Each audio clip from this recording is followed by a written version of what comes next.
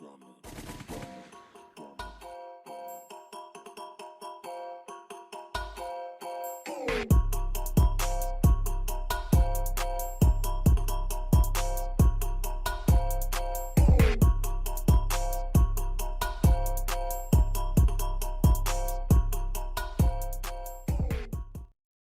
here and look cool with me, okay? All right, you guys. So it's great to see everybody. This week we're focusing on top control. We're going to be working on a submission tonight because the knee on belly, while it is a very mobile position and it allows us to open up attack opportunities such as going to the back, we also have opportunities to attack submissions too. So what we're going to be working on tonight is going to be the armbar. The armbar is one of the 3 highest percentage submissions in jiu-jitsu. Those would be the armbar, the triangle, and then back attacks, or like rear naked chokes, back strangles, things like that.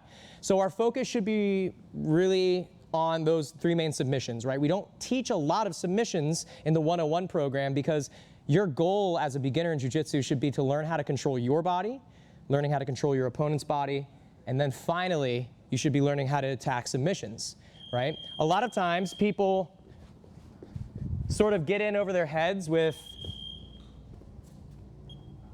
we're good. A lot of times people get in over their heads with like trying to learn so many different submissions when submissions take up maybe 10% of your time spent doing jiu-jitsu, if that, right? 90% of your time is going to be in guard altercations, passing, escaping, or just maintaining top position. So we're going to be working on the armbar tonight, specifically the near side armbar. So we're going to look at this in a couple different setups, in a couple different reaction phases as well. So I'm going to have Mr. Logan on his back. Okay, let's go ahead and rotate with your head facing them.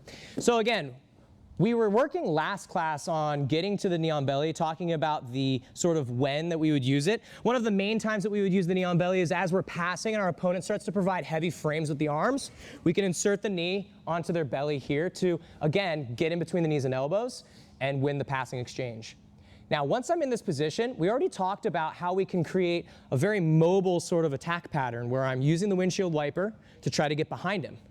However, let's now address what to do when our opponent starts posting or framing and trying to like push us off of them. This is what's going to set up the attack like the armbar. When my partner tries to frame or post, he's breaking the structure of his arms by creating too much extension. This is going to allow me to access these as levers to start to attack. So there's, again, 2 different arms that we could attack, the near arm or the far arm. We're going to be working with the near arm tonight. Now, our first reaction is going to be really, really simple, but not very common against good people, okay? So let me be very clear. Against like a day 1 white belt, you'll probably see this quite often, but against someone who's good, you're not going to see this reaction very much. And that's going to be kind of like the stiff arm to the chest right up here, where I'm in the knee on belly, and in a desperate attempt to kind of, like push me off, he's going to stiff arm my chest. This is going to be the easiest way to attack the near side armbar, but again, it's not going to be very common against good people. So let's start here, and then we'll advance to the more and more sort of developed and efficient technique. All right, guys, so I'm going to demonstrate the near side armbar. Let's take a look.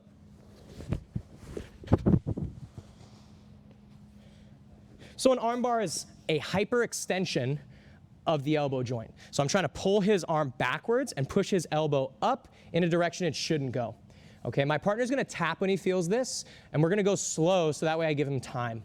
Okay, so my partner's going to be pushing on me. He's going to use the near side arm to push up here on my chest, or maybe even on my shoulder, right? A lot of times they'll push on the shoulder, especially if they're trying to do like a turning push, where he's trying to like turn his body here. Very common that they'll reach up for the shoulder like this. So when they do this, we're going to control this arm. There's many ways that we can control it. Since we're in the gi, we like to use our arm to reach and hook onto it with our elbow. This will give us some freedom to grab onto our own collar, or we can just literally pin it tight with our elbow here. It's not wrong to grab with the hand. However, it can often be a bit of a challenge to kind of like catch it out of thin air, right, with the hand. So we often just swing that arm around and catch it with our elbow. It's a bit more of just like a broad net that we can throw out there. My other hand, however, is going to be posting either on my partner's opposite hip, or if it's not comfortable for me to do that, on the mat.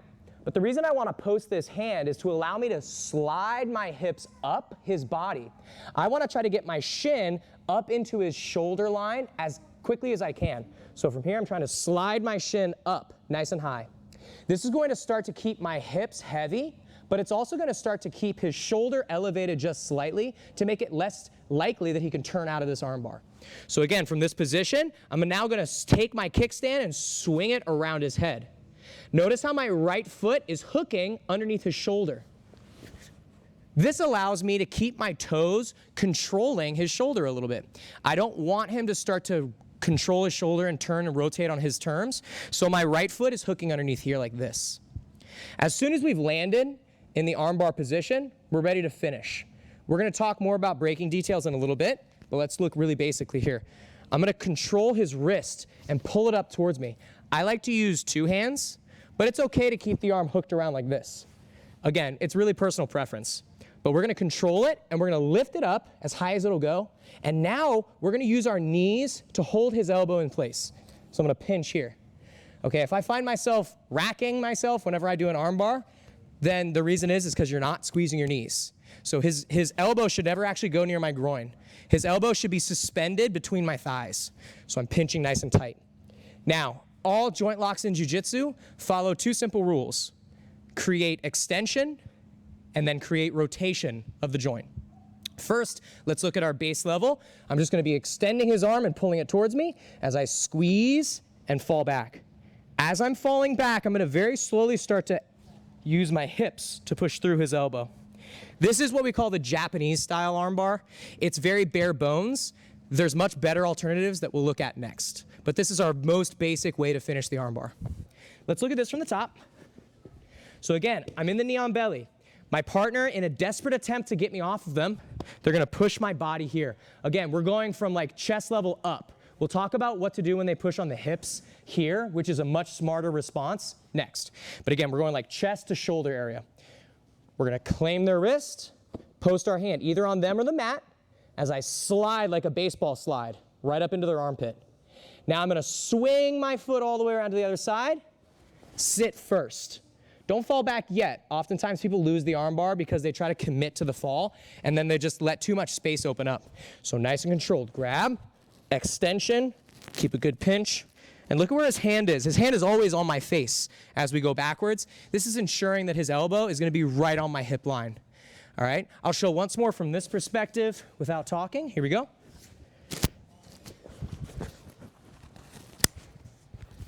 And let's do once more from the rear, so we'll do a 180 here. Whoop. Perfect. So again, if you guys would like to, you can start with sort of that context of I'm passing, he's framing, maybe he's continuing to frame me. So we can come back and take that arm bar.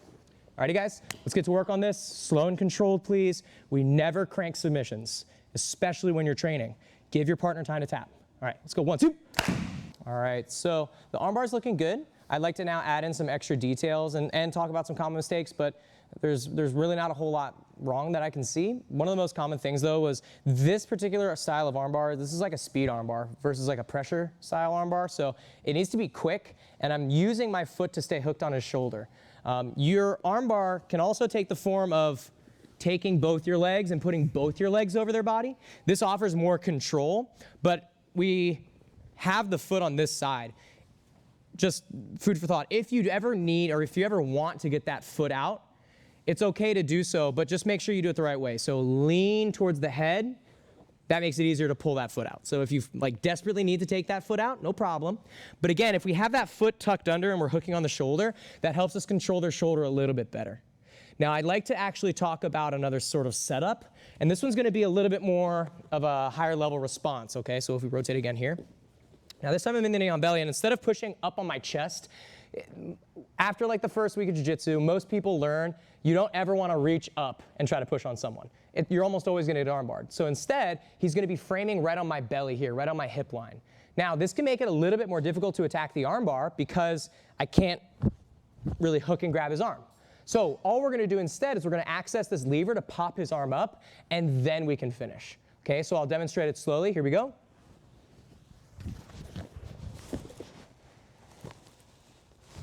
So we're doing the exact same arm bar, it's just that now I'm setting it up slightly differently. So to do this, instead of reaching down and trying to pull his arm up, I'm actually going to reach through. So I'm gonna get an underhook. So like Kali Ma from Indiana Jones, I'm gonna stab him in the heart, but I'm gonna go under the gap in between his rib cage and his arm, and I'm gonna start to lift my elbow up. Notice how this starts to change this frame and shift it off of me, okay? I'm not trying to just pull on it and yank on it and have a strength contest. I'm trying to use leverage to get his arm off. So I'm going hand first, then the elbow lifts. Now look, as soon as I lift, I'm using my elbow to clamp onto his wrist bone here. Now I'm gonna close the circuit by grabbing my collar. So I'm using proxy control now to hold onto his arm. Right? Direct control would just be me holding here. So proxy control, I'm holding onto something that's gonna control him. So now from this position, I have the exact same setup as we did before. Either post on his hip, or if that's not comfortable for you, lean on your hand. The difference is that leaning on your hand makes your leg lighter and easier to slide up. Posting on the hip means it's heavier, but you have to have a little bit more flexibility with your knees. Okay, so you choose the option that works best for you. Okay, whatever one, they're both fine. They're both fine. All right, so again, I'm here. You can even grab the belt too. That's great. So I slide my knee up. Remember, I'm trying to like cut his head off with my shin. Now I swing like I'm putting a bag over his head, and now I sit back. Boom. Now notice how my toes are hooked under, and I still haven't let go of this arm. Okay, I'm still grabbing my collar here.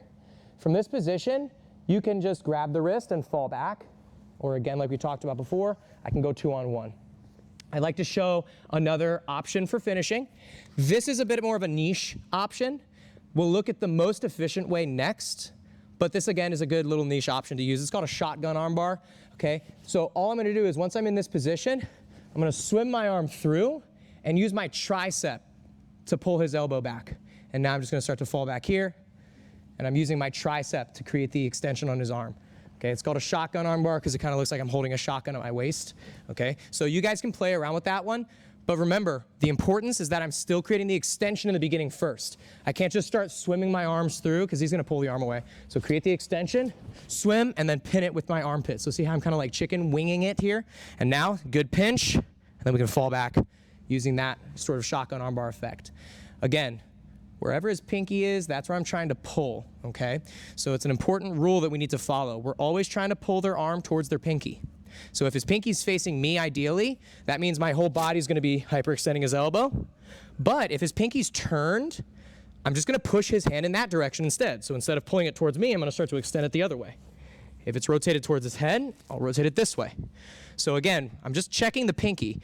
A lot of times people kind of get caught off guard where they're here and then their hand turns and they're like, well, I guess I lost the arm bar, and they come back up.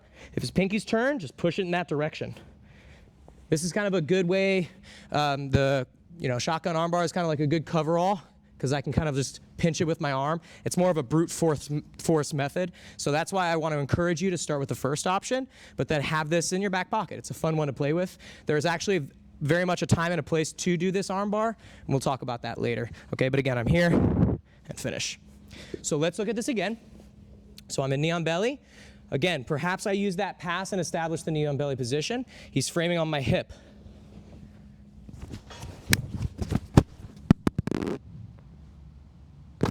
And we're finishing again in the same way we did before, or I'll do once more using that shotgun armbar effect. Okay, so we're here, slow motion.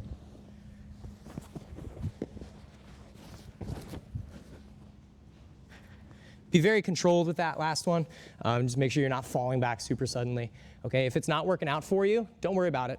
I just wanted to share that because it's one of the more common examples and ways to finish the armbar. Alrighty guys, let's drill this a couple more times, and then we'll introduce a couple more details and we'll finish up. Let's go 1, 2. All right, so let's finish up by just talking about one more setup, one more like entry. There's thousands of ways to like enter into an armbar, but there's really not too many from this near side position. So we'll do one more entry, and then we'll talk about one more sort of braking mechanic. And this braking mechanic we're gonna look at is gonna be the most efficient way, so we'll touch on that here in a bit.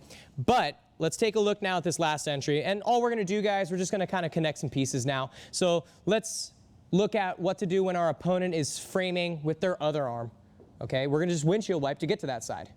So let's say he's here, and my partner is framing with this arm here, and he's like getting up onto his side. Okay, so once they're in this situation, look, I'm just gonna windshield wipe, and I'll grab the armbar on the other side. Okay, so this one needs to be a little bit more of a sort of ballistic, just go for it sort of attack, because the second I windshield wipe, they're often going to kind of recompose themselves and pull their arms back in. So if you opt to do this, we got to be fast with it. Now again, this is not the most smart way to escape the knee on belly. None of these reactions are. None of these are good reactions for escaping knee on belly, but we're just looking at options that happen. These are things that people do oftentimes. So again, he's going to use the top arm now and try to like stiff arm me. All right, person bigger than you, super common, okay? So we should already sort of have that trigger in our head of, hey, their back's exposed. We did the windshield wiper last class. Let's go to their back. But as we're moving to the back, there's this nice arm in our way. So all we're going to do is we're going to start to lean, windshield wipe, and then look, I can catch it, step over the head, and we finish the arm bar here. Go slow with this one, okay? Kind of give your partner time to play with it. So the bottom person, you're gonna kind of reach up for them, let them windshield wipe, and then let them attack that arm. So what we're doing again, guys, is as they push us away, we're gonna windshield wipe. You can either put your hands kind of, if they're pushing really hard, you might need to put your hands farther out in the direction of the push so that you have like a pivot point to windshield wipe around. If it's not that bad of a push, you can still just put them above their head like we did on Tuesday. But again, I windshield wipe, and now as soon as I'm here, look, I'm just gonna collect their arm, okay? And in very much the same way, you can go here and post, okay? But you don't necessarily have to because your weight is already so high. You can just kind of grab it and just swing over the head. Again, this one is most commonly gonna be sort of go for it, like Hail Mary, bombastic sort of approach. You're not really gonna have much time to like sit and ponder and like create the extension and all that stuff. So that means that the bottom person, just use control, be ready to tap. Top person, more so be in control of the movement, okay? So I'll show one more time. So let's say again, maybe I'm passing, he's framing. I go to the knee on belly and he's gonna really start stiff arming me. I'm gonna go for that arm bar. Okay, so I'll let you guys play around with this entry. I just want to touch very quickly on your some of your braking mechanics for the arm bar. So we'd actually, generally when we do arm bar at the higher level, we teach an entire month dedicated to the arm bar. And in that month, the most important thing that we teach is the braking mechanics. The how do we break the arm, okay? The most powerful way to break an arm is what we call a spiral arm bar, where I'm actually going to be rotating my body down towards his legs. So I'm creating extension of the joint and rotation of the joint. As I do this, I'm going to be breaking his posture with my heel, and I'm going to be keeping my knee heavy on his shoulder. Now, this position, the extension and rotation I've created here, is going to make it very easy for me to just push my hips into it. Now, it requires a little bit more finesse and a little bit more coordination to get ourselves there, but it covers a lot of the common bases that we run into and the problems that we run into when attacking the arm bar, such as them being able to lift the shoulder to compensate for the pain, them being able to sit up really hard into us, and it also helps keep their arm at a much more dominant angle, so it's harder for them to pull the arm away, okay? So again, for some higher level people, if you'd like to try this one, go for it. Once you land in the position, it doesn't matter if I have one leg over or one leg under, okay? I can do this both ways. All right, again, I'm gonna create extension. As I rotate, I'm breaking his posture by pulling my heel into his head, and I'm spiraling my body down towards his legs. All right, don't let your legs be lazy though, okay? A lot of times when people do this, let's actually switch here. A lot of times when people do this, they'll let their leg kind of fall down to the mat. So make sure that you keep your knees really pinched still, okay? I'm still pinching with my knees hard, so that way I'm creating that isolation effect on his elbow. If I'm letting my knees stay open, there's way too much wiggle room. All right, guys, so I'll show, for funsies, I'll do the entire thing from the top with like the spiral armbar at the end, and we'll do that sort of switch side armbar. So again, I'm passing here, he's framing on me, I go knee on belly, he's stiff arming me with the top arm, and I'm landing with that spiral motion, slow extension, rotation, and then we'll get the tap pretty easy. Okay, guys? So let's finish up. We'll work more on drilling this, and then we'll get in some rolls. Okay, guys? Let's go. 1, 2.